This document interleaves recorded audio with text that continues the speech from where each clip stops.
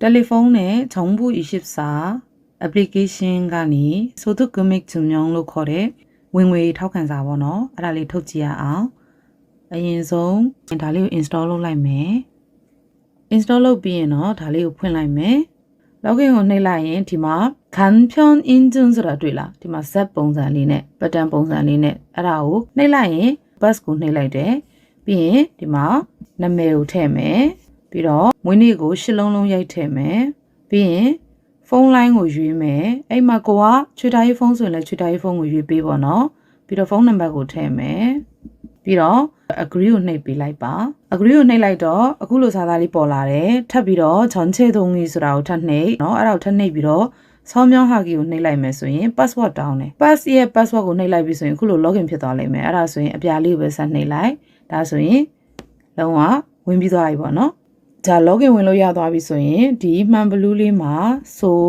duk ဆိုပြီးရိုက်ကြည့်လိုက်မယ် so duk လို့ရိုက်လိုက်ရင်အောက်မှာ so duk နဲ့ပတ်သက်တဲ့စာလုံးလေးထွက်လာတယ်မလား so duk 증명서ဆိုတာကိုနှိပ်ကြည့်လိုက်မယ်နှိပ်ကြည့်လိုက်ရင်အောက်မှာအပြာရောင်ဘာတန်းလေးတွေ့လားဘာခုဖာကီဆိုတာစာရွက်စာတမ်းထုတ်မယ်ဆိုတော့ဒါလေးကိုနှိပ်လိုက်တယ်အဲ့ဒါကိုနှိပ်လိုက်ရင်ဒီမှာအချက်လက်တွေထပ်ဖြည့်ခိုင်းတယ်เนาะအမည်နဲ့ ID card number က auto ဖြည့်ပြီးသားခုံငယ်ပဲလုပ်လိုက်ပါမယ်မော open ပဲလုပ်ထားလိုက်မယ်เนาะပြီးရင်ဘယ်နှစ်ကနေဘယ်နှစ်အထိထုတ်ချင်တာလဲဥပမာ2023ကနေ